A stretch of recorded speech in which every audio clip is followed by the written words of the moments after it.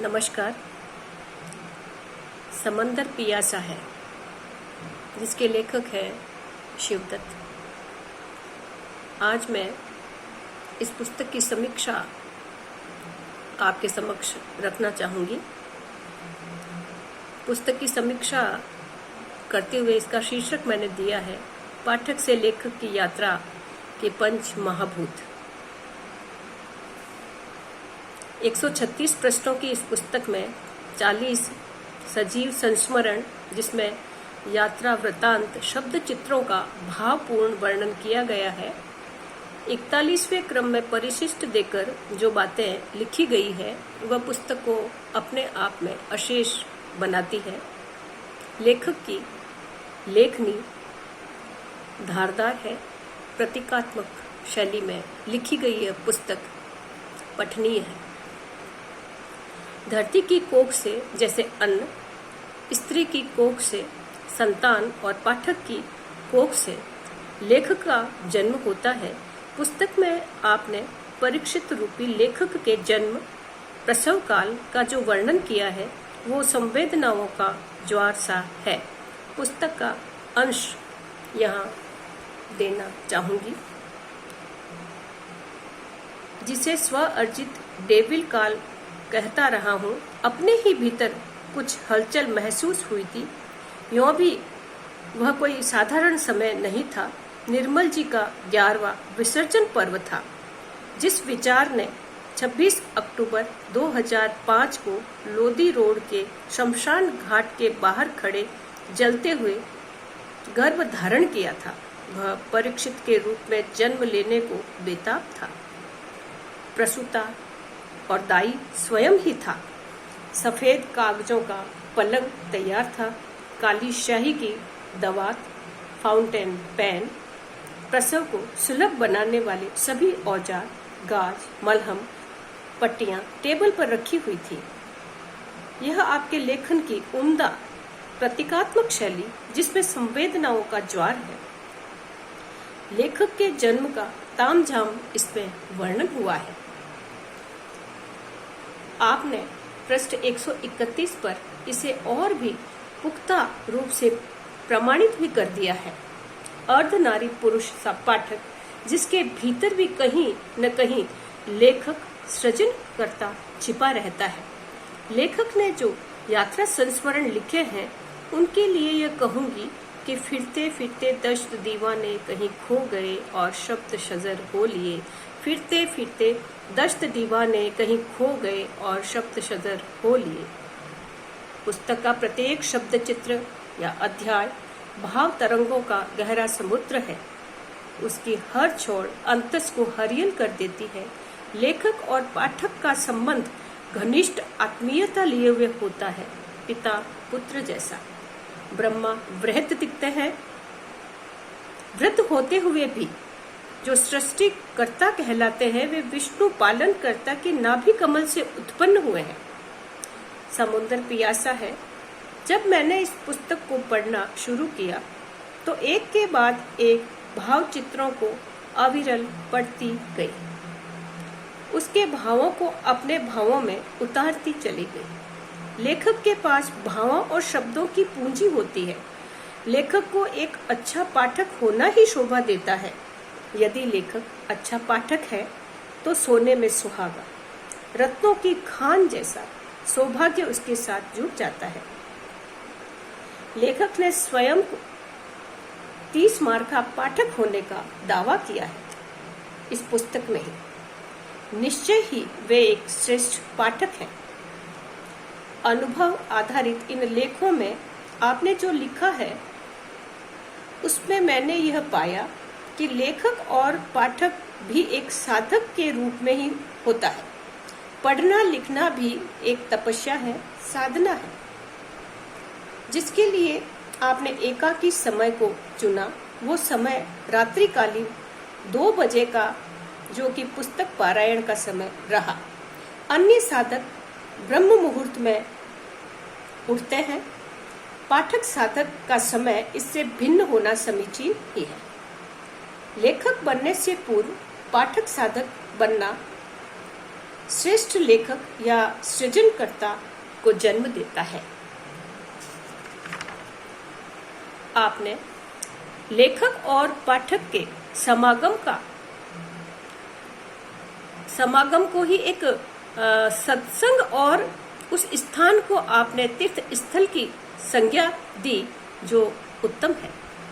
साधन और साधक, साधक को साधना करते हुए जो बेचैनी, जो आंतरिक तड़फड़ाहट होती है, ब्रह्म तत्व बोध की, जो स्वयं को आत्मबोध की या आत्मबोध को खोजने या प्राप्त करने की वही फड़फड़ाहट एक पाठक को लेखक बनने की यात्रा में भी होती होगी। यदि किसी को जानना है कि एक लेखक का जन्म कैसे होता है तो समंदर पियासा है पुस्तक को पढ़कर ही सीखा जा सकता है। इस पुस्तक के लेखक ने सृजन धर्म को अपनाया, उसी में दीक्षा ली, सृजनकर्ताओं को गुरु रूप मित्र या यूं कहें कि मित्र को ही गुरु बनाया। यह भी सौभाग्य की बात थी कि गुरु की बात तो स्वीकार की जाती है, पर मित्रों से स्वीकार कराई भी जा सकती है। मित्र बनते ही जब है तब एक दूसरे के आचार, विचार, व्यवहार मिलते हो। इस प्रसंग में एक सोरठा, उसकी एक पंक्ति याद आ गई, वो यहाँ देना चाहूंगी, कहना चाहूंगी कि आ छोड़ा ढिग आए, आ छोड़ा भेड़ा हुए। एक स्वभाव के लोग अपने आप ही मिल जाते हैं, एकत्र हो जाते हैं।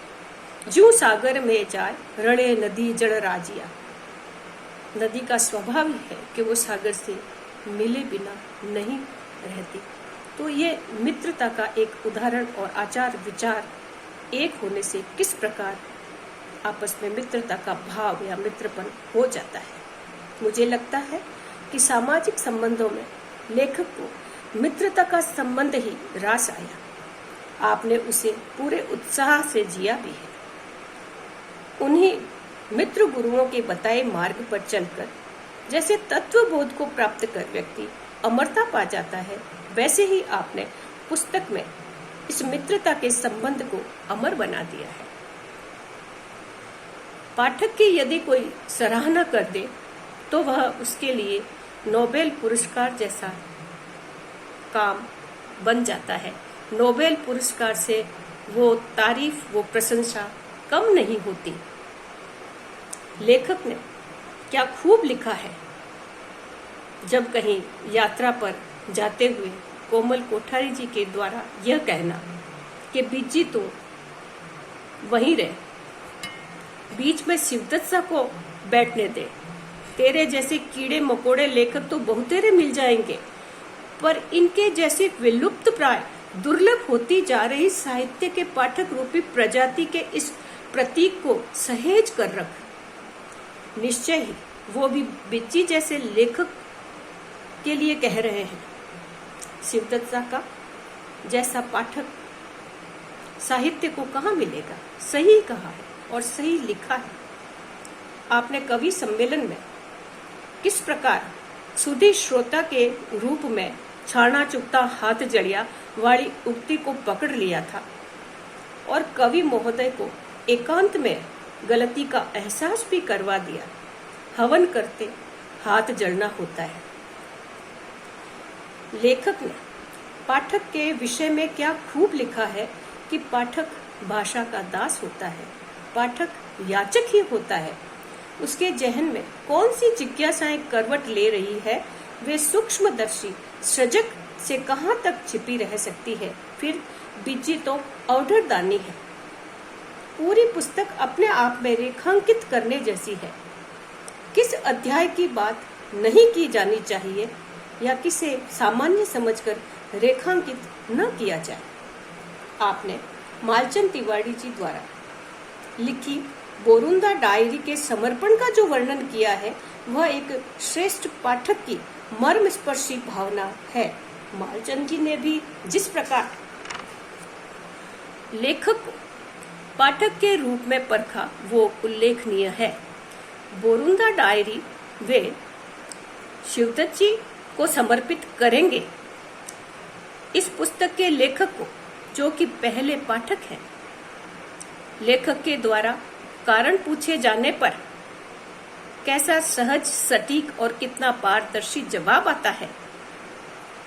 पुस्तक में ही आपने लिखा है कि आप पहले श्रोता हैं जिन्होंने मात्र कुछ पृष्ठ सुनकर खुलकर दाद दी थी। वही क्षण था जब मालचंद जी ने यह तय किया कि बोरुंदा डायरी आपके नाम से मैं समर्पित करूंगा।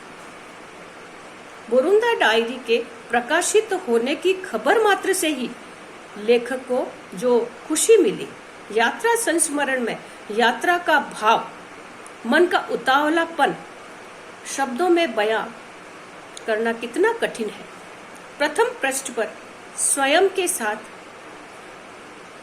अन्य नाम को देखकर जो मनोदशा का वर्णन किया है वह अवर्णनीय है, श्लाघनीय है।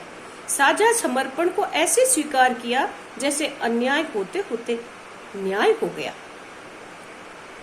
एक पाठक के लिए स्वयं के नाम किसी पुस्तक या पुस्तक समर्पण सबसे बड़ी संपत्ति है, जैसे उस एकाधिकार वाली संपत्ति का बंटवारा हो गया हो। आपने अपनी पुस्तक में सार्वभौम पाठक का चित्रण ही स्वयं के लिए किया है। आप यात्रा संस्मरणों में श्रेष्ठ पाठक का बाना पहने हुए हैं।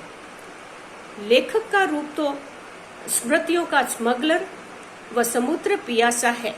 पुस्तक लिखने के बाद ही सामने आया है, उससे पहले आप पाठक ही थे।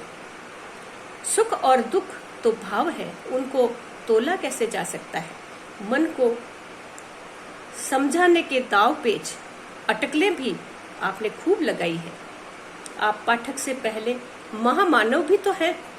बोरुंदा डायरी के विषय में जो बात लिखी गई है उसका टेक्स्ट किसी स्थापत्य सा भीतर खुद गया है। अब साझा समर्पण के भाव से रहित या मुक्त हो गया हूँ। पाठक में पुस्तक का टेक्स्ट हृदयंगम हो जाता है, स्थापत्य कला की तरह चीर हो जाता है। ऐसे पाठक तो लुप्त प्राय ही हैं। लेखकों को पाठकों की जरूरत है जो उनकी रचनाओं को अंदर तक अंतस में उतार सके। लेखक की लेखनी का कहाँ तक वर्णन किया जाए। नमस्कार।